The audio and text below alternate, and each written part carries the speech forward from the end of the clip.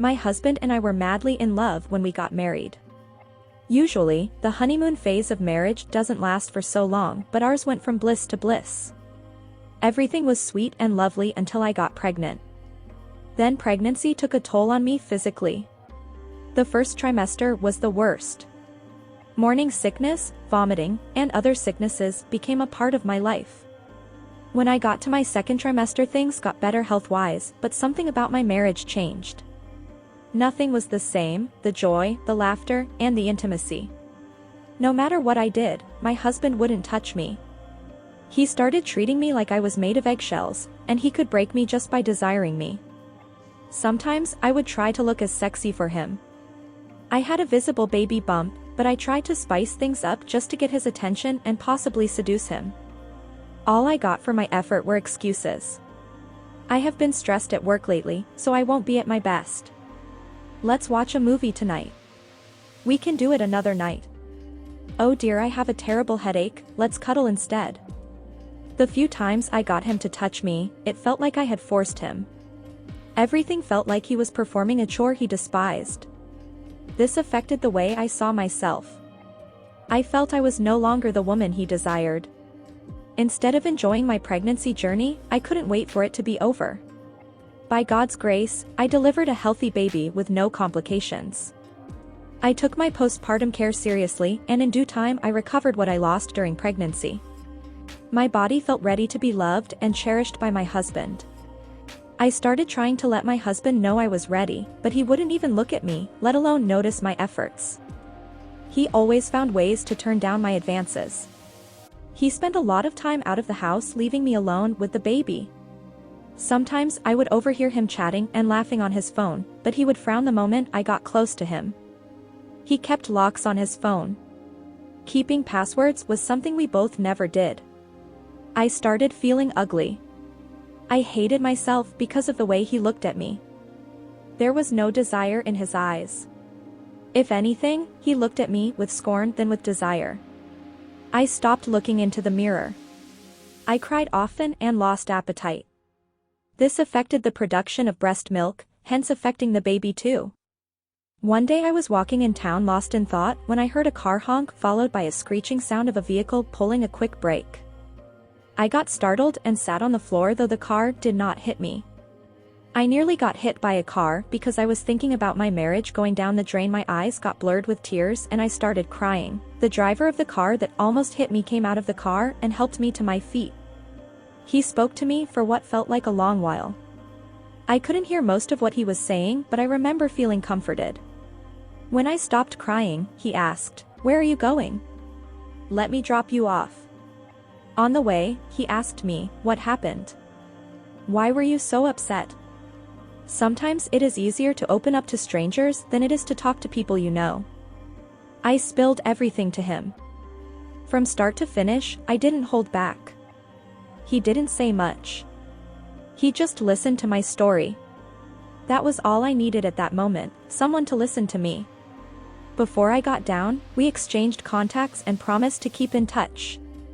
We talked from time to time. From what he told me, he is 3 years older than me and had never been lucky with love. He was single, so he gave me his full attention. He took me to lunch and bought me gifts. The attention made me feel good. By then, our baby was over a year old, and yet my husband wouldn't even throw a look my way. My new friend, on the other hand, looked at me like I was a unicorn. I felt seen, loved actually, and beautiful. The first time I visited him was memorable. We ended up having sex, and it was the best I've ever had. Some days, I spent the whole night with him with my baby next to me. He treated me and my baby very well, as if we were his own. I was going through all this phase of life and my husband still didn't notice. How could he see? He wasn't looking at me. I decided to ask for a divorce because what's it worth if you have a husband who treats you like you don't exist? But something changed. I don't know what, but all of a sudden, my husband started noticing me and how I was glowing. Maybe the reality began to dawn on him when he realized that I was no longer demanding his attention. I dressed nicely. I looked my best every day, but not for him. He came to his senses and started noticing me. He tried getting to me, but I ignored him just like he ignored me. One day I came home from my boyfriend's place to pack my bags. That was when he saw that I wasn't joking about the divorce. He begged and apologized for his neglect. Please, don't do that. I'm sorry. I have been foolish, but trust me, we will work things out. I didn't want to hear a word of his plea. He kept begging, have you forgotten our marriage vows? Especially the part that said, till death do us part. I meant every bit of it. Don't give up on us. I still walked out on him to enjoy my newfound happiness while he kept sending his family to talk to me. I was living in bliss and having the happiest moment of my life, and I wasn't about to give it up to live with my soon-to-be ex-husband. After my divorce was finalized, our plan was for me and my boyfriend to get married in a few months. 3 months passed and he didn't mention anything about marriage. I reminded my boyfriend about the marriage, but he kept saying that he didn't have money to plan a wedding at the time. The following month I got an invitation card that my husband was remarrying. I felt sad because I was hoping that I would get married before him.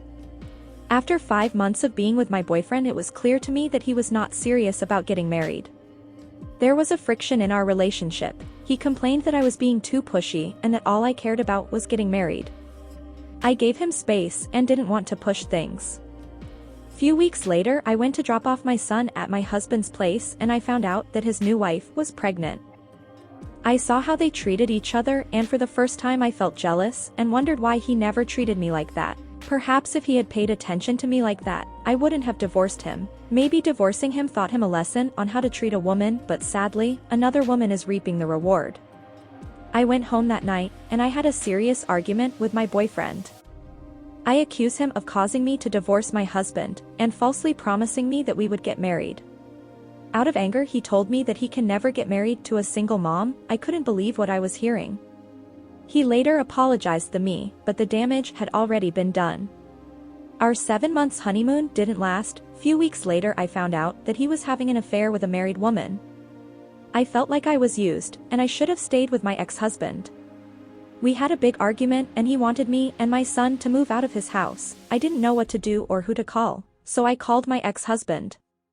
My ex-husband suggested that we move in with him and his wife, so he can make sure his son is safe until we find a place to stay. His wife was kind enough to allow me to stay at their place for a week before I rented place for me and my son. I am still young, and I still look good, so hopefully the right man would come along someday.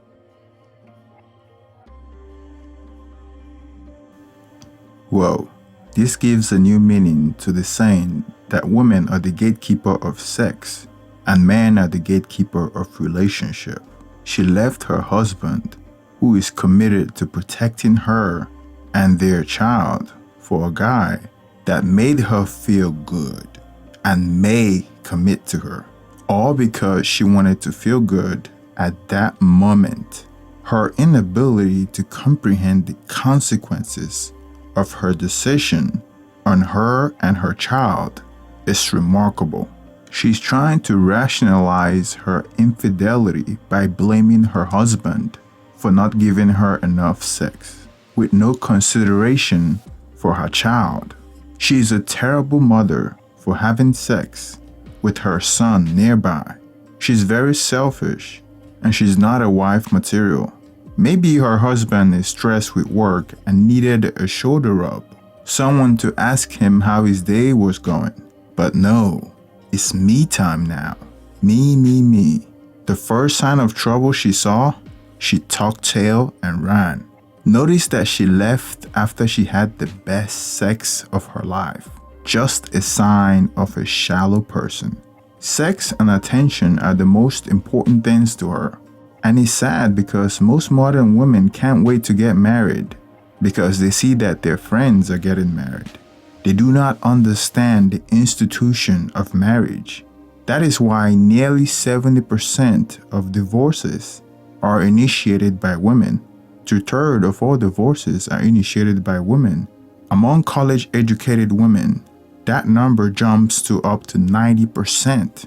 Another way to look at it is that she might probably be suffering from depression, and it affected the way she saw herself. All she was looking for is attention, and someone to listen to her, which is a sign of somebody with low self-esteem. This is the reason why you have friends. You need to talk to people. And sometimes your partner is not emotionally available to speak because maybe he's facing his own issue. Because sometimes men tends to hold it in and don't feel like sharing what they have in the inside. So this is an opportunity for her to speak to a therapist. But instead, she attributed all sort of negativity towards her husband, thereby allowing herself to be vulnerable to a player who satisfied 3 out of 4 essential needs of a woman, which are materialistic, emotional, physical, and companionship.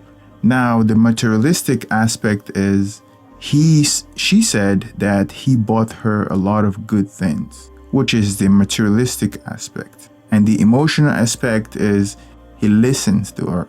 And then the physical aspect is one of the reasons why she left him, which is she had the best sex of her life. And then the 4, which he wasn't willing to give, which is the one that men have control of, is the companionship. In other words, the marriage. And he refused to give that to her, which is something that she was getting from her husband already. The most important of all those is the companionship, in other words, the marriage, which she already had with her husband. So she downgraded herself from a wife to a side chick. Just so we don't forget, the reason why women want companionship is because they need that extra security blanket for themselves and the children or the child. She just met this guy and he haven't been with her for long. So he only knows her good side and not her bad side. Well, let's give this guy the benefit of the doubt by saying that maybe he intended to marry her, but after he stayed with her long enough, he found out who she really is. So he changed his mind.